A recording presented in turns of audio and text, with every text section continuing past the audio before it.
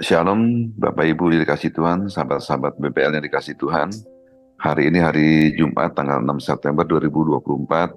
Topik DI hari ini kita membahas dengan tema memperbarui pikiran atau akal budi. Ya. Filipi 4 ayat 8 firman Tuhan katakan, jadi akhirnya saudara-saudara, semua yang benar, semua yang mulia, semua yang adil, semua yang suci, semua yang manis, semua yang sedap didengar, dan semua yang disebut kebajikan dan patut dipuji, pikirkanlah semuanya itu. Jadi firman Tuhan mengajarkan pada kita pada hari ini, semua hal-hal demikianlah yang seharusnya yang ada atau masuk dalam pikiran kita. Dengan kata lain, kita yang harus menentukan apa yang mau kita taruh, kita simpan dalam hati dan pikiran kita. Karena seringkali banyak orang atau kita semua memilih pikiran-pikiran yang bertentangan dengan firman Tuhan. Roma 7 ayat 22 sampai 23 firman Tuhan katakan demikian. Sebab di dalam batinku aku suka akan hukum Allah, tetapi dalam anggota-anggota tubuhku aku melihat hukum lain yang berjuang melawan hukum akal budiku dan membuat aku jadi tawanan hukum dosa yang ada dalam anggota-anggota tubuhku. Jadi di sini kita bisa melihat adanya hukum dosa yang sedang bertempur dalam diri kita, menyerang pikiran atau jiwa kita. Namun kita bersyukur firman Tuhan di Filipi mengatakan bahwa kita tidak harus tunduk terhadap hukum-hukum lain yang berjuang melawan akal pikiran kita, atau kita tidak membiarkan hal itu menjadi pikiran-pikiran di luar firman Tuhan itu menjadi bersarang di pikiran kita. Namun kita dapat memilihnya sesuai dengan apa yang firman Tuhan katakan. Kembali Amsal 27 ayat 7 firman Tuhan katakan, sebab seperti orang membuat perhitungan dalam dirinya, demikianlah ia. Ya, tentang segala sesuatu yang mengendap dalam hati kita atau mengenai sesuatu belief system seseorang, apa yang seseorang itu percayai atau bagaimana kita mempercayainya, seperti itulah diri orang itu. Kadang kita harus mengenali belief system seseorang. Jadi seringkali kita berusaha mengubah seseorang. Padahal kalau kita mau merubah belief system seseorang, Tuhan lebih suka merubah apa yang ada di dalam diri kita dulu. Ya, jadi Tuhan lebih suka mau kita yang berubah dengan cara memperbarui pikiran kita. Seperti di Roma 12 ayat 2, firman Tuhan katakan, janganlah kamu jadi serupa dengan dunia ini, tetapi berubahlah oleh pemburan budimu, sehingga kamu dapat membedakan mana kehendak Allah, apa yang baik, yang berkenan kepada Allah, dan yang sempurna. Jadi caranya adalah dengan kita merubah cara berpikir kita, paradigma kita, bukan hanya sekedar baca buku atau ikut seminar lalu berubah, tidak. Jadi jika kita berbicara perubahan budi kita, berarti kita berbicara tentang sesuatu yang ada di dalam jiwa kita. Apakah Bapak Ibu tahu atau kita pernah dengar tentang pesawat Apollo yang saat diumumkan atau mengudara saat itu, ya, mereka pada waktu terbang mengudara menuju bulan, mereka harus setiap saat atau memperbaiki haluannya setiap 10 menit.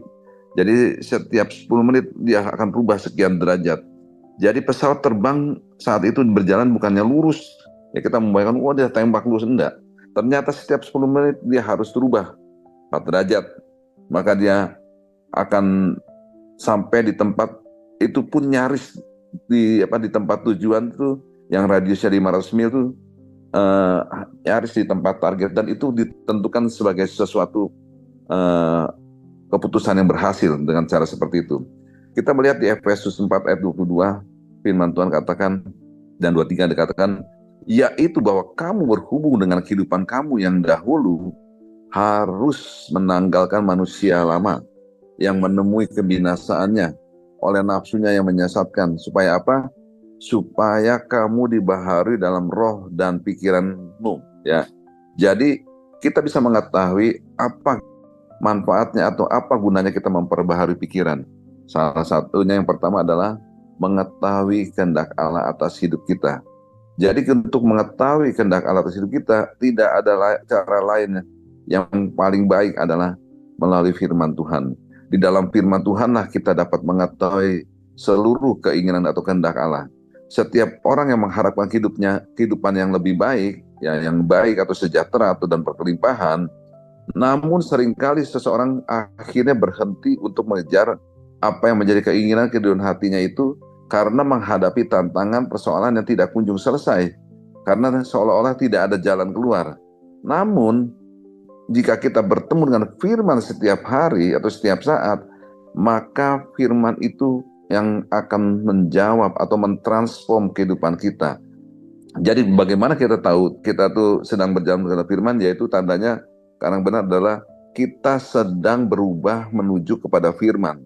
Jadi dengan kata lain, kalau kita setiap saat, setiap hari kita bertemu dengan firman, suka nggak suka mau nggak mau kita akan serupa dengan firman, serupa dengan Kristus. Jadi kita nggak perlu takut atau melihat ke belakang, berhenti melangkah, tidak, tapi tetap keep moving forward ya. Karena ketika kita takut, biasanya kita mempunyai kecenderungan untuk defensif, selalu melihat ke dalam, cenderung egosentris untuk mementingkan dirinya sendiri. Oleh karena itu diperlukan kemampuan untuk mengeliminasi hal-hal yang tidak penting, yang tidak perlu. Misalnya masa lalu kita, kegagalan, kepahitan yang menyakitkan, atau omongan orang, apa yang kita dengar, ya. Kita seringkali orang-orang berbicara mengenai sesuatu yang mengikat kita, hal-hal yang membuat kita lemah. Nah, jadi dalam hal ini kita harus mengerti betapa pentingnya dalam hal semua itu apa yang kita dengar. Markus 4 ayat 23-24 firman Tuhan katakan, barang siapa mempunyai telinga untuk mendengar, hendaklah ia mendengar. Lalu ia berkata lagi, camkanlah apa yang kamu dengar. Ukuran yang kamu pakai untuk mengukur akan diukurkan kepadamu. Dan di samping itu akan ditambahkan lagi kepadamu. Jadi kita mengerti telinga rohani kita dipakai untuk mendengar. Dan kepadanya kita akan diberikan. Jika kita ingin hal-hal yang tersembunyi dinyatakan kepada kita, maka mau nggak mau, suka nggak suka, telinga rohani kita harus responsif terhadap firman yang digambarkan dalam perumpamaan. Kita jadi mengerti apa yang digambarkan dalam perumpamaan tentang penabur yang menaburkan benih firman sesungguhnya adalah tentang mendengar. Sebagaimana kita mendengar, hal itu akan mempengaruhi tanah jenis apa kita nantinya. Demikian juga pada waktu kita menaburkan benih firman itu, yang mendengar firman Tuhan, maka itu juga mempengaruhi apa yang ada di pikiran kita. Untuk itulah betapa pentingnya menyadari siapa kita, identitas kita di dalam Kristus. Karena identitas Kristus dengan apa yang Tuhan Yesus sudah lakukan akan menentukan untuk mengetahui apa-apa yang Tuhan sudah siapkan, sediakan bagi kita. Kita mengetahui bahwa segala berkat kerajaan surga sudah diberikan kepada kita seperti di Efesus 1 ayat 3. Jadi Tuhan mau kita bukan hanya mengetahui hal tersebut, tapi kita bisa dapat mengeluarkannya, semua hal-hal yang sudah disediakan diberikan oleh Tuhan, sehingga bisa sampai ke rekening kita atau ke dompet kita. Namun pikiran sangat dipengaruhi oleh sekeliling kondisi kita, bahkan dipengaruhi oleh jiwa kita. Jika kita merasa tidak suka dengan perasaan kita, maka kita harus segera mengubah pikirannya dengan cara perspektif yang berbeda, dan tanpa mau mengikuti perasaan yang kita mengikutinya. Jika pikiran kita diisi dengan hal-hal yang daging, sebenarnya kita tidak mempunyai isi saat itu ya. Pikiran kita tidak punya isinya. Maka saat kita tidak punya isi, maka kita tidak sadar tidak sadar kita tidak sedang membangun satu relasi yang bagus, hubungan yang bagus dengan Allah maupun dengan sesama. Saat kita tidak membangun relasi hubungan dengan Allah dengan baik, maka kita akan terbentuk yang namanya tidak terkoneksi.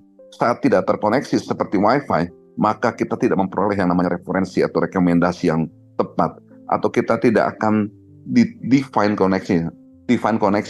Ya, artinya kita tidak dipertemukan dengan orang-orang yang tepat, orang-orang yang akan membawa kita terus akan menanjak, meningkat, bahkan mengalami breakthrough. Sehingga kita tidak memiliki koneksi dan rekomendasi, menyebabkan kehidupan kita tidak mengalami yang namanya akselerasi. Sehingga kita tidak bisa move on, dan kita berjalan di tempat. tidak mengalami breakthrough. Dari sinilah kita bisa melihat kenapa tokoh-tokoh besar dalam hidupnya selalu bersikap, berespon, tidak mengikuti perasaan pikiran mereka sendiri. Tapi mereka terus berlatih untuk berpikir, bersikap, dan bertindak sesuai apa yang firman Tuhan katakan, apa yang Tuhan perintahkan, itulah yang mereka lakukan. Mereka tidak mengikuti apa yang ada di perasaan mereka. Jadi, kita harus sangat berhati-hati dengan pikiran kita, karena pikiran kita akan menentukan siapa diri kita ke depannya. Dari situlah kita dapat melihat dan menilai orang juga, bukan dari apa yang kita lakukan, tapi berdasarkan apa yang kejernihan hati pikiran kita. Lewat jendela manakah kita memandang? Jika kita memakai jendela indera kita, atau yang lama, pikiran kita yang lama, manusia lama kita, sudah kita bisa pastikan kita akan jadi seperti apa di depan itu. Dan sebaliknya, jika hati pikiran kita terus diperbaharui dengan pikiran-pikiran firman, pikiran sesuai dengan apa yang firman Tuhan katakan, maka pikiran Kristuslah yang akan menjadi keluar atau akan memancar keluar dalam hati pikiran kita. Dan itu akan terpancar dalam perbuatan kita. Dan itu orang akan melihat dalam diri kita ada cermin atau gambaran kemuliaan Allah. Oleh karena itu firman Tuhan katakan di Amsal 4 ayat 23 dikatakan bahwa jagalah hatimu dengan segala kewaspadaan, karena dari situlah terpancar kehidupan. Jadi waktu kita berwaspada artinya kita berhati-hati, karena kita mengetahui di 1 Petrus dikatakan, karena iblis berkeliling mengaum-ngaum, ya seperti singa yang mengaum-ngaum mencari orang yang bisa ditelannya. Artinya dia bertingkah laku seperti singa, padahal dia bukan singa. Mengaum-ngaum membuat orang-orang sekitarnya bukan sekedar menjadi takut, tapi dia menebarkan sesuatu yang bising supaya kita tidak bisa mendengar suara Roh Kudus yang lembut. Jadi benar apa yang dikatakan Yesaya 26 ayat 3 dikatakan bahwa engkau akan menjaga dia dalam kedamaian yang sempurna, yang pikirannya tetap padamu, karena dia percaya kepadamu.